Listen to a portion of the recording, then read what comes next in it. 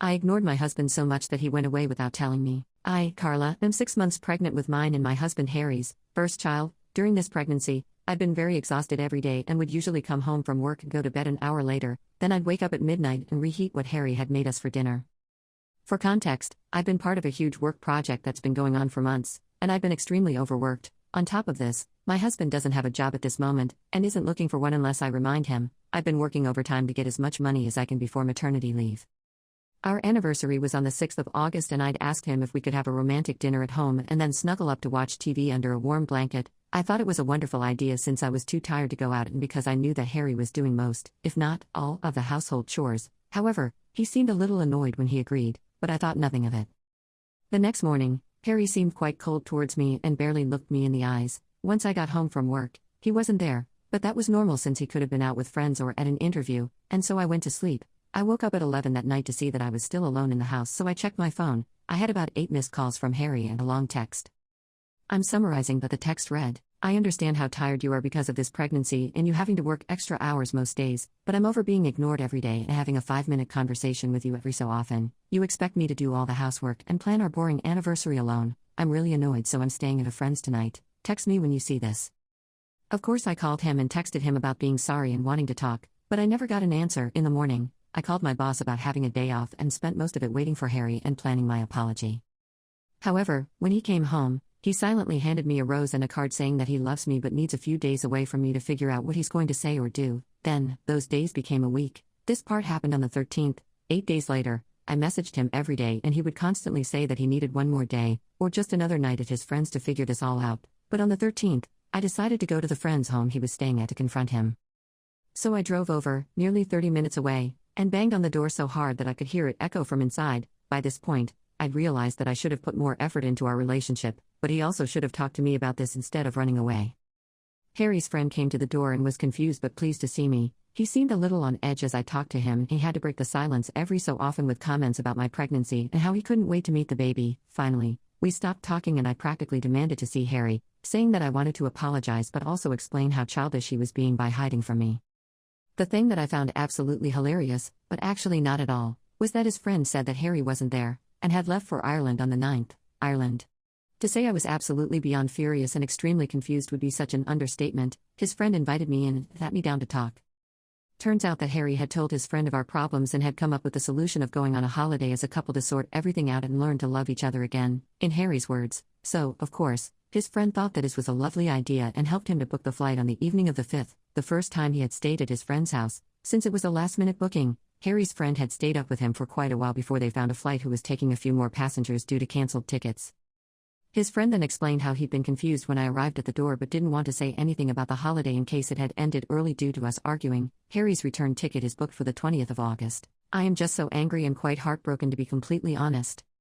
I messaged him the moment his friend had finished talking and Harry only responded an hour ago with nothing more than had to figure things out. Sorry, so now I'm home alone, again, and trying to figure out what I'm going to do or say when he gets home.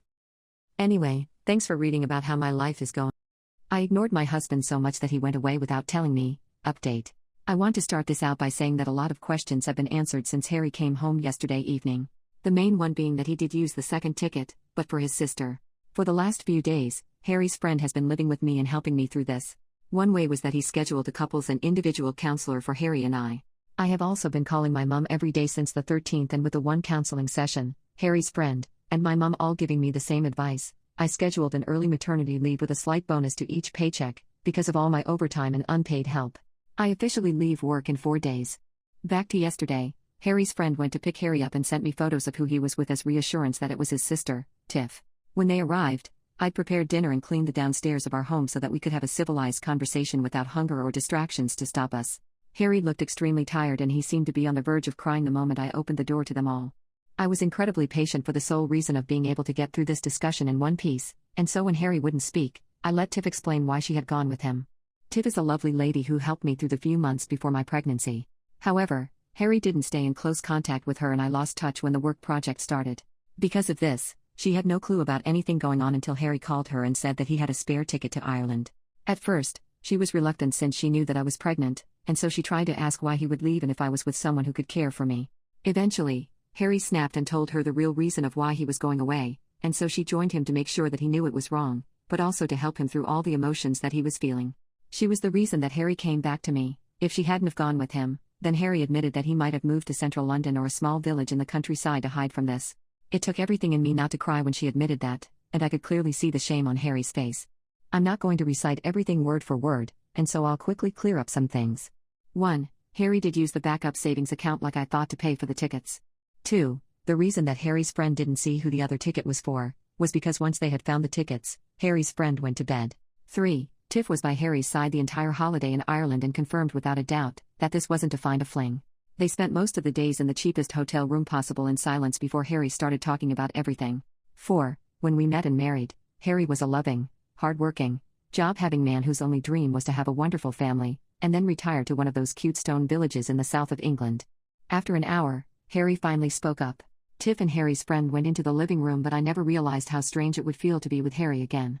He confessed that he'd stopped loving me a month into my pregnancy. It wasn't to do with the fact that I was sick all the time, dirty as a mole, or wouldn't stop talking about the baby. He just didn't have a reason. Since he couldn't think of why he stopped loving me, he assumed that the love would come back in no time, that maybe it was some delusion caused by the stress of a baby on the way.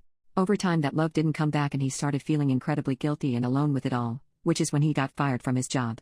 He told me it was because his work performance was belittled by new management, but it was really because he was too trapped in his feelings to think of anything but how much he still didn't love me. Then, he never tried to get a job, because sitting at home without me, since I had to work more, was much better than sitting at work and possibly getting fired again. He came to love how he had alone time until the moment that he felt alone. That was when he refused to work just so he wouldn't have to see me. He wanted to sit and wait and see how long it would be before I came to him. The trip was to test the waters. It was to see if life would be better without me. He still hasn't decided. In his whole explanation, he kept emphasizing how he didn't love me and said it like I was a child who needed to hear something 1,000 times just to understand it. He never apologized. In a rough way, I was shocked, distraught. If you have a word to describe that awful emotion, then I felt it. I cried, I shouted, I cried again, and we sat in silence until I could talk. Then I told him how I could never trust him again. How could I possibly trust him not to walk out on me or the baby? How could I trust him to tell me these things or explain his emotions or to see the story from both sides? How could I possibly work myself dry again for an unloving husband?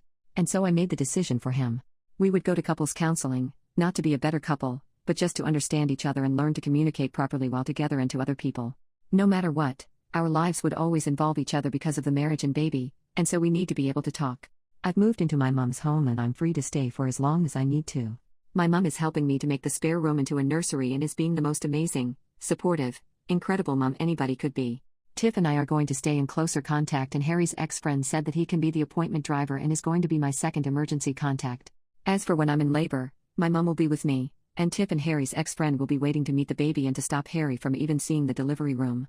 Finally, I made it clear to Harry that we will separate for now but will divorce and remain separated after the baby is born. I will make sure that he is not mentioned on my emergency contacts. He can't be trusted to show up or even he where he says he is. I'm not going to update this anymore since I have things to do and a baby to prepare for. Thank you for sticking around and reading this all.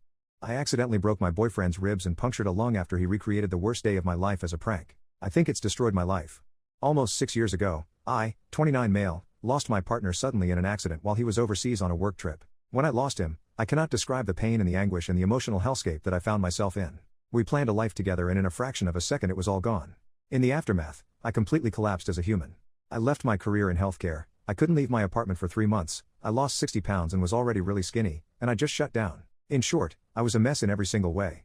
With the support of some very persistent friends, community resources, and an amazing therapist, I started to process and move forward. Through intense therapy and temporary psychiatric help, I've been able to heal over the years, though grieving isn't a linear process. Fast forward to around 2.5 years ago when I met my current boyfriend, 29 male. It's hard to describe getting into a relationship after losing a soulmate, but please know that he wasn't a rebound and isn't second place or anything like that. I do love him with my whole heart, even though I'll always still love my late partner. My boyfriend has a foundation of similar values, ideal relationship dynamics, communication styles to my late partner, but has a completely different personality, look, lifestyle, appearance, etc. I love him for all of his differences as much as his similarities.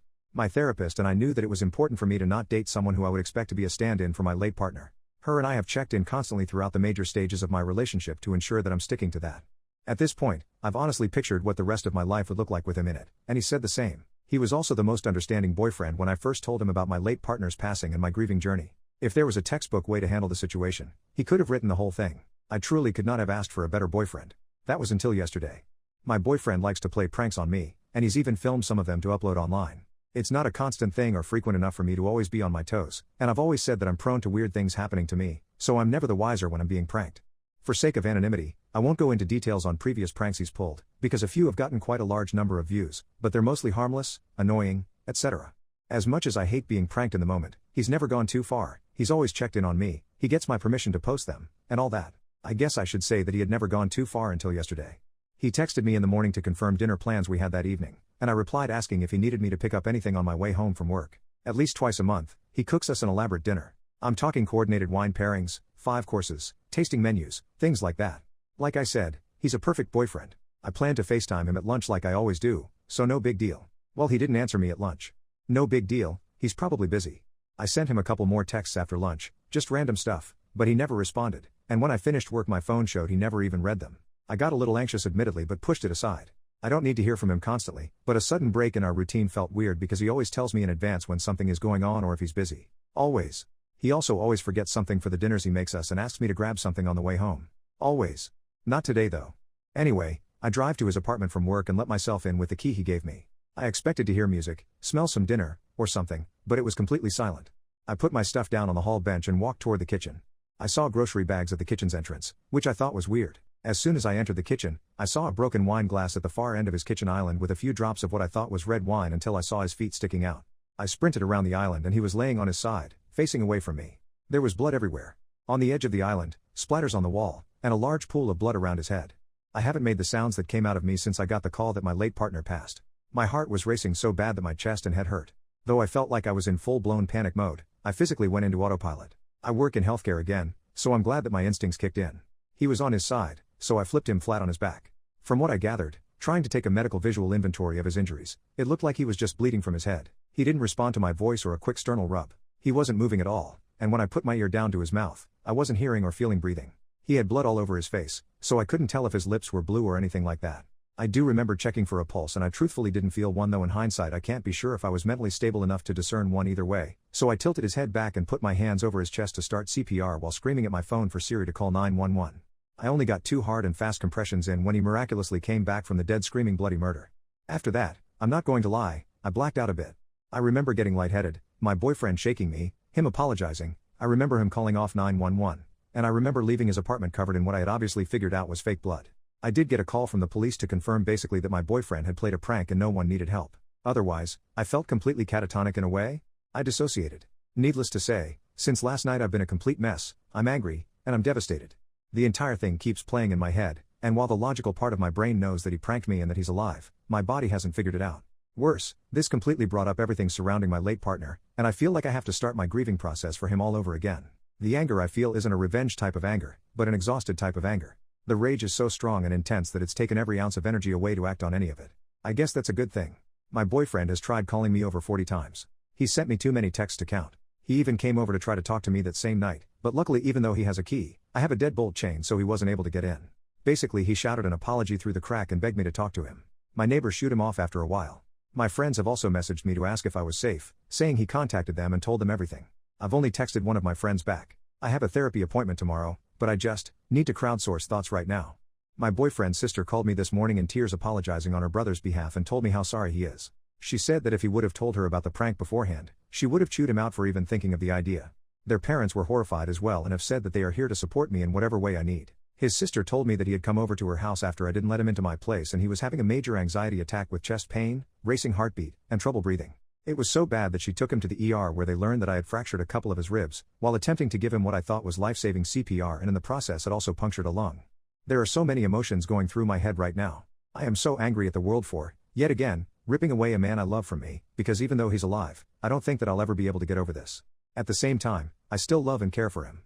It's like, all I want to do is rush to the hospital to be by his side, while at the same time feel like the sight of him would make me sick. He disgusts me in every way, yet the thought of being without him breaks me in ways I can't explain. What do I do? Is there any possible way for me to heal from this? Do I even consider trying to fix things with him? Do I even want to make this work? Was this entire relationship a facade that he built up to sell a prank that is so personal and cruel and disgusting? Why would he do something that he knew would destroy me so thoroughly? What did I do to him that made him think that I deserve this? How do I start my grieving process over while also processing this breakup? How can I ever trust anyone ever again? I mean seriously. What in the world do I do? My best friend died and I've been hooking up with his girlfriend and helping out with their daughter. It feels wrong. Just to give you some background, we're all 24 years old. My best friend died in a motorcycle accident about a month ago, leaving behind a 5-month-old daughter, which made an already painful situation even more heart-wrenching. I've always had a strong connection with both my friend and his girlfriend. In the aftermath of his death, I've been around a lot, helping out with their daughter, supporting her emotionally, and doing anything I could to make their lives a little easier. As a result of all this, my friend's girlfriend and I have grown really close since his death. It started off innocently enough with just phone calls, being there to listen to her, offering a shoulder to cry on. But as time went on, she started asking if we could hang out more. One evening, when things were getting particularly emotional and heavy, she kissed me while we were preparing to cook dinner. She immediately backed away, regret in her eyes, and said, "I'm sorry, I shouldn't have done that." Without thinking, I pulled her back closer to me and kissed her again. As we pulled apart, she whispered, "It's been a while," to which I replied, "For both of us." That night we hooked up. The next morning, we sat down to talk about what had happened. She told me that she really trusted me and felt safe with me around. She also confessed that she hadn't expected me to be as present and supportive as I had been, but she was grateful and wanted to explore where this was going. I agreed, but I emphasized that we needed to communicate more than ever because our decisions would affect not only us but also her daughter. So far, things have been going well. The baby is thriving, and even though she can be quite the handful at times, as any newborn is, I do really love her. I've been there for all of the appointments, and I've barely spent any time at my own place recently, which I don't mind. But it's safe to say my life has changed dramatically over the past few months. The thing is, I'm still not sure if what I'm doing is right. It's been messing with my head. I don't know if it's a bro code thing, but I can't help but feel like I didn't think this through properly. It was a big step for me to take, and while I like where things are going, I can't help but feel conflicted about my loyalty to my friend. If he were still here, I wouldn't be in this situation right now, and I don't know if what I'm doing is right, wrong, noble, or just plain crappy. Thanks for reading.